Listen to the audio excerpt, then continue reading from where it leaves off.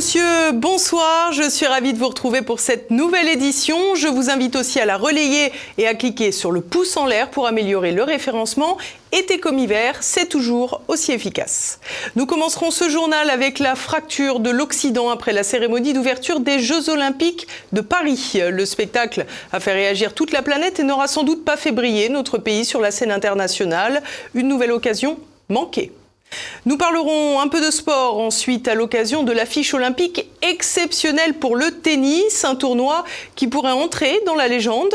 Et puis nous terminons avec l'éducation nationale qui peine de plus en plus à recruter. 4 jours après la controversée cérémonie d'ouverture des Jeux Olympiques de Paris, on mesure à présent les conséquences internationales. Entre incompréhension et rejet, les dirigeants français auront encore signé une véritable contre-performance diplomatique, décryptage d'une fracture. Un symbole de l'Occident irréconciliable. La cérémonie d'ouverture des Jeux Olympiques de Paris, organisée vendredi dernier, ne cesse de faire réagir aux 4 coins de la planète. De quoi dégrader encore notre nation sur la scène internationale. Certains pays, dont les États-Unis, ont d'ailleurs interrompu la retransmission télévisée, tant ils jugeaient les images inappropriées. Un choc pour le monde, d'autant que pour beaucoup, Paris reste la magnifique ville lumière, ce que la capitale aura au demeurant encore su montrer malgré le saccage quotidien du maire Anne Hidalgo et la souillure éphémère du metteur en scène Thomas Joly. À l'international, plus encore qu'en France, on n'était donc pas préparé à assister à ce torrent de déculturation. Pourtant, nous aurions dû nous en douter. Il n'y a d'ailleurs pas une culture française. Il y a une culture en France. Elle est diverse, elle est multiple. Diverses, on l'a vu. En effet, la cérémonie de vendredi aura été placée sous le signe de l'hypermixité, renommée pour l'heure inclusivité. Ainsi, drag queen, queer, transsexuels, travestis, trouples se seront donnés en spectacle aux yeux du monde, qui aura fini par croire que le seul blanc de l'affaire était même devenu bleu. De même, pour le monde, la France est intrinsèquement liée à la religion catholique, et ce malgré les incursions invasives du laïcisme anticlérical. Matteo Salvini, le vice-président du Conseil italien, a estimé que cette cérémonie était un très mauvais début de Jeux Olympiques. Le député de l'AfD, Béatrice von Stroche, semblait aussi circonspecte face à ce spectacle. Viktor Orban, le Premier ministre hongrois, la tête de la présidence tournante de l'UE, a pour sa part déploré le délitement moral de l'Occident, dont la cérémonie était finalement une démonstration criante.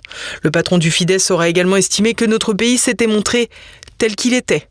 Des propos blessants pour un grand nombre de Français également ulcérés par ce spectacle de débâcle. La triste scène sur la passerelle de Billy où l'équipée LGBT défilait en culotte, caricaturant la scène et le Christ, n'aura visiblement pas non plus été au goût de Donald Trump. J'ai trouvé que la cérémonie d'ouverture était une honte. La moquerie de la peinture La Seine. Les catholiques et les chrétiens du monde entier sont indignés. Ils peuvent faire certaines choses, mais j'ai trouvé cela terrible. Vous me connaissez mieux que la plupart des gens, je suis très ouvert d'esprit, mais je pense que ce qu'ils ont fait est une honte. Du côté de Biden, on a réagi. Enfin, son épouse Jill, la première dame états-unienne, a trouvé cela spectaculaire. Elle s'est même demandé comment faire mieux pour la prochaine fois, puisque les Jeux Olympiques de 2028 se tiendront aux États-Unis à Los Angeles. Heureusement, Jill Biden et son mari n'auront pas véritablement besoin de répondre à cette question. Du côté du président de la Chambre des représentants, le républicain Mike Johnson, l'impression rejoint celle de Donald Trump. Il a évidemment considéré comme insultante et choquante la parodie de la scène, un sentiment dû, selon l'éditorialiste Elisabeth Lévy, à la différence de point de vue quant à la laïcité. Ça illustre simplement le fait que les États-Unis et le reste du monde considèrent la laïcité française comme un truc vraiment très bizarre, très anti-religieux, ils n'y comprennent rien. Une considération partagée plus ou moins par Zora Habitant. On s'en fout des religieux, on n'a pas à s'aligner sur eux. La France est un État laïque qui a une culture de la caricature. La fête était une provocation où tout le monde était représenté dans toute sa splendeur. La France, c'est la liberté. La France, c'est l'universalisme, c'est la laïcité, c'est la caricature, c'est la moquerie, c'est le blasphème, c'est tout ce qu'on veut. Le piètre spectacle a donc trouvé grâce aux yeux de certains, pendant qu'il en repoussait d'autres. Une fracture qui, si l'on écoute l'incontournable Jacques Attali, pourrait avoir été l'objectif de la cérémonie. Ce rôle qu'on retiendra aussi, je pense, c'est l'ensemble des transgressions qu'on y a vues de toute nature. Et dans 10 ans, soit ces transgressions seront devenues naturelles et banales, et elles ne choqueront plus personne, soit au contraire, ces transgressions seront ressenties comme la mesure de ce que 2024 était un moment de décadence, et qu'il fallait revenir en arrière. Nous verrons dans 10 ans si la transgression est devenue ouverture vers la liberté, ou au contraire, si 2024 aura été un point d'inflexion vers un retour obscurantiste, nostalgique, qui aura marqué la fin d'une époque de liberté. Je ne pense pas que le pire soit le plus vraisemblable. Je pense au contraire que ce qui s'ouvre ici est une période où la France aura ouvert une voie. En réalité, ce que l'écart de perception de cette cérémonie montre, ce sont les prémices d'une rupture anthropologique entre ceux qui ont encore une idée de notre culture et de la défense de notre civilisation et ceux qui sont à l'œuvre pour l'avilir toujours plus. Le crépuscule des dieux du tennis à Paris. Novak Djokovic, Rafael Nadal, Andy Murray, les cours olympiques devraient s'inscrire dans l'histoire avec les dernières sorties de plusieurs légendes. Un sujet de Nicolas de Lamberterie.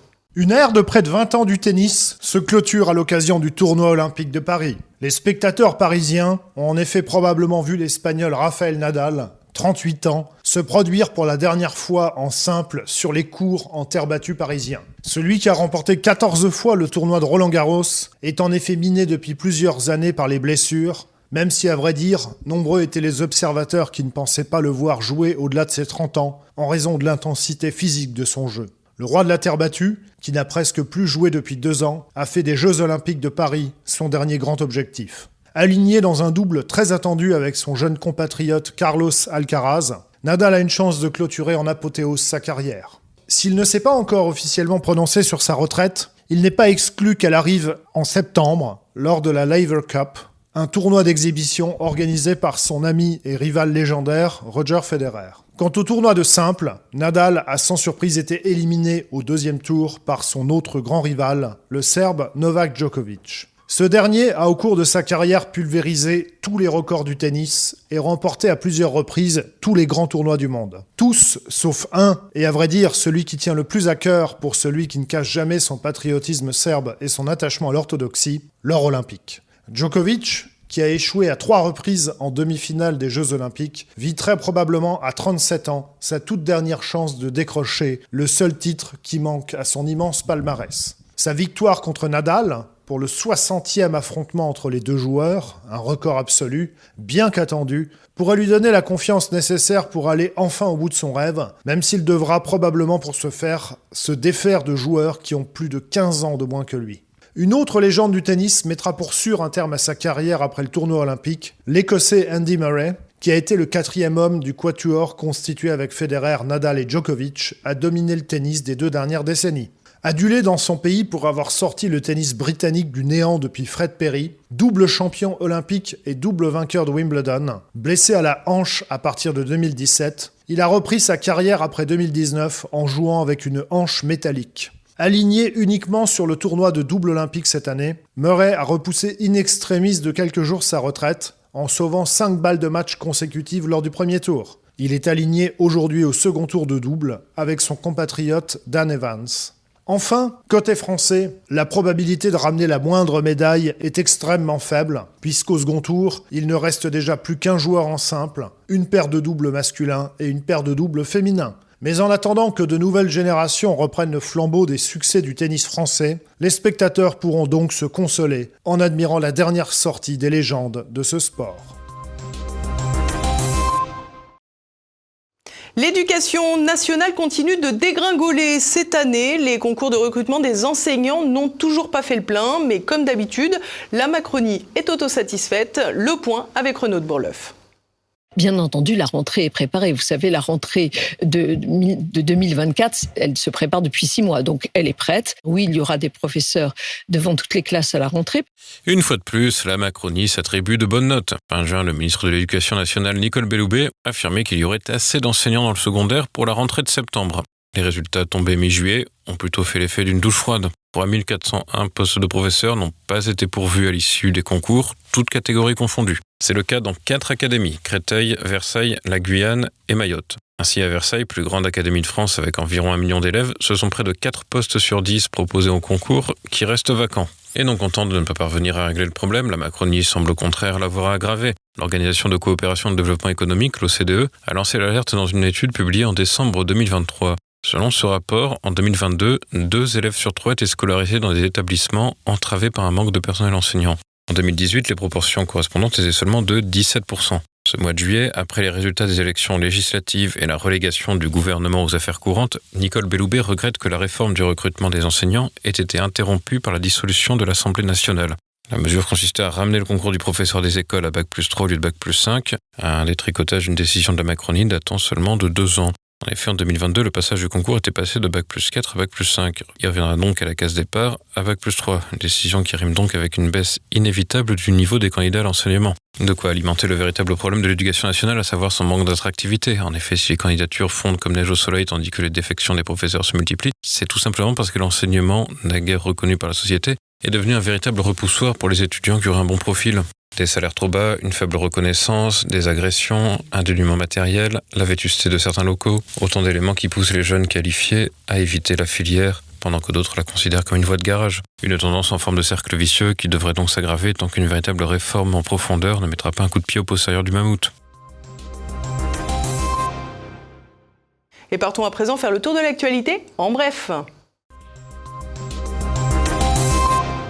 En Grande-Bretagne, les finances réservent aussi quelques mauvaises surprises. En effet, le tout nouveau gouvernement travailliste a découvert un trou dans les finances publiques de la modique somme de 22 milliards de livres sterling, soit un peu plus de 26 milliards d'euros. Rachel Reeves, le ministre des Finances britannique, a donc réuni une conférence de presse lundi, expliquant qu'à son arrivée comme chancelière de l'échiquier, elle avait rapidement vu que les comptes avaient été caviardés par les conservateurs. Corollaire de cette découverte, des coupes budgétaires et des hausses d'impôts à prévoir. Toutefois, les travaillistes ont déjà promis de ne pas augmenter la TVA ni l'impôt sur le revenu ou sur les entreprises. Tout porte à croire que les super profits seront dans le viseur. En effet, ceux-ci sont souvent prélevés à un taux entre 10 et 28%, pendant que les revenus, eux, sont souvent taxés jusqu'à 45%. Des annonces déjà bien intégrées par la City qui devrait rapidement trouver des subterfuges pour y échapper.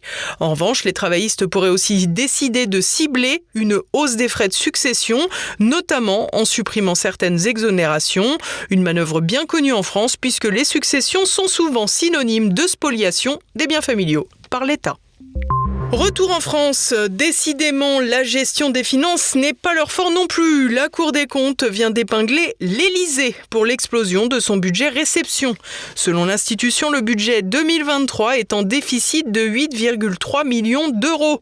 En tout, plus de 170 réceptions ont été organisées dans le palais présidentiel uniquement l'an dernier pour une somme proche des 11 millions d'euros. Bien au-delà de la période d'avant Covid de 2019 où seuls 149 raouts avaient eu lieu. Par ailleurs, le nombre d'invités à chaque événement a explosé, plus 13%, et sans surprise, les dépenses par convive aussi, plus 20%. La réception pour le roi Charles III a quant à elle coûté près de 500 000 euros. Fidèle à son habitude de mensonges et d'escamotage, le palais de la présidence explique n'avoir ni dette ni déficit pour 2023, mais uniquement un décalage entre les prévisions et les dépenses réelles. Cette gestion en roue libre de l'Élysée serait sans doute moins déplorable si elle ne s'accompagnait pas en plus d'une déliquescence de la France dans le monde, prouvant que la diplomatie du petit four ne fonctionne plus à Paris. C'est un peu l'Arlésienne de ces Jeux Olympiques. La Seine n'est toujours pas saine. Ce mardi, l'épreuve de natation du triathlon masculin n'a pas pu avoir lieu. La raison, vous l'avez deviné, la pollution de la Seine. En effet, comme hier lundi, la qualité de l'eau a été jugée insuffisante pour permettre aux nageurs de pratiquer. L'épreuve a donc été déplacée à mercredi 10h45, juste après l'épreuve féminine qui, elle, commencera dès 8h. Bien sûr, sous réserve que les tests prouvent que les seuils de baignabilité soient respectés. Les paris sont donc ouverts. À noter toutefois qu'Anne Hidalgo s'est baignée dans le fleuve il y a quelques jours, à un moment où les seuils de pollution étaient dépassés, et il semble depuis que le maire de Paris soit toujours en parfaite santé. Les sportifs français renouent avec un record. Avec 8 nouvelles médailles acquises lundi, les tricolores ont égalé le score de 1996 aux Jeux Olympiques d'Atlanta. Parmi les récompenses suprêmes depuis le lancement de cette édition olympique, on note bien sûr la victoire de Léon Marchand sur le 400 mètres 4 nages et celle de Manon Apiti-Brunet au sabre. Pour les médailles d'argent, relevons celle acquise par l'équipe de France de concours complet, l'une des 3 disciplines olympiques de l'équitation, dont les épreuves se déroulent dans le parc du Château de Versailles. Ainsi, Karim Florent Lagouague, Nicolas Touzin et Stéphane Landois se sont offerts la 2e place. Une saveur toute particulière pour Stéphane Landois qui concourait sur la selle de Chaman du Monceau, le cheval de la jeune cavalière Thaïs Meust, décédée dans une chute en plein concours en 2019 avec ce même cheval. De quoi expliquer pourquoi le cavalier désormais médaillé d'argent s'est tourné vers le ciel à peine son parcours d'obstacles terminé. Une belle image, pas seulement sportive. Et voilà, on approche de la fin de cette édition. Au programme également sur TV Liberté, un épisode de Passé Présent. Guillaume Fiquet reçoit le professeur Philippe Conrad pour rétablir la réalité sur le mythe d'Al-Andalus dans l'Espagne médiévale. C'est à présent le moment de se quitter. En attendant demain pour une nouvelle édition, bonne fin de soirée à tous et surtout, portez-vous bien. Bonsoir.